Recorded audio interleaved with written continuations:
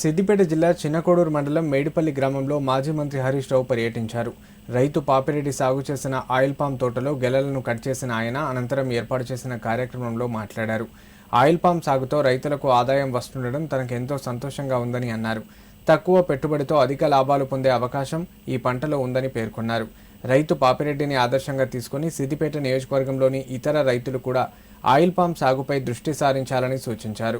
ఈ కార్యక్రమంలో BRS party రాష్ట్ర కార్యదర్శి రాధాకృష్ణ శర్మ, మాజీ ఎంపీపీ మాణిక్యారెడ్డి, బీఆర్ఎస్ పార్టీ మండల అధ్యక్షుడు శ్రీనివాస్, గంగాపూర్ సొసైటీ చైర్మన్ కనకరాజు, సర్పంచుల ఫోరం మాజీ మండల అధ్యక్షుడు ఉమేష్ చంద్ర పాల్గొన్నారు. 5 ఏళ్ల క్రితం ఖమ్మం జిల్లా సత్తుపల్లి ప్రాంతంలో ఆ తోటలు చూసి ఇలాంటి తోటలు నేను సిద్దిపేటలో చూడాలి, ఇలాంటి ఆదాయం నా రైతులకు రావాలి అని 5 ఏళ్ల కింద నేను కన్నటువంటి కళ ఈరోజు నిజంగా నిజమైంది అనిపించింది.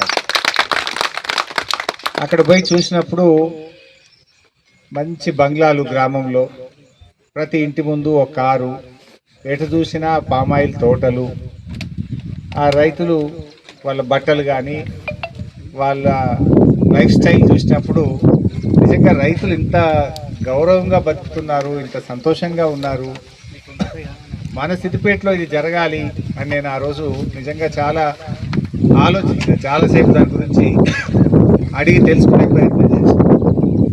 సరే, ఎంతో కష్టపడ్డాం. కాళేశ్వరం ప్రాజెక్టు ద్వారా గోదావరి జలాలు తెచ్చుకున్నాం.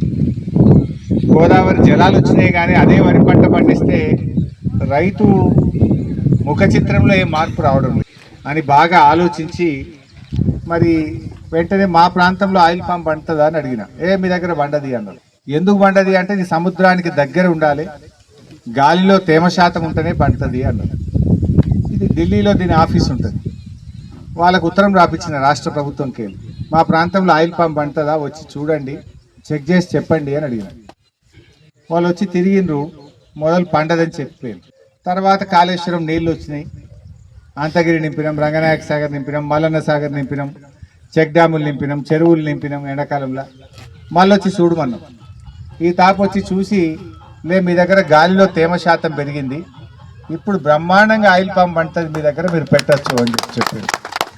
అంటే ఇలా ఆయిల్ పామ్ తోటలు ఈ ప్రాంతంలో పండుతున్నాయంటే అది కాళేశ్వరం ప్రాజెక్టు యొక్క ఫలితం అని చెప్పి మనం చెప్పుకోక తప్పదు. అంటే ఆ ప్రాజెక్టులు కట్టడం వల్ల, పెద్ద విస్తారంలో నీళ్లు నిలిచి ఉండడం వల్ల గాలిలో తేమ శాతం పెరిగి ఈ పంటకు మనం అనుకూలంగా మారడం జరిగింది.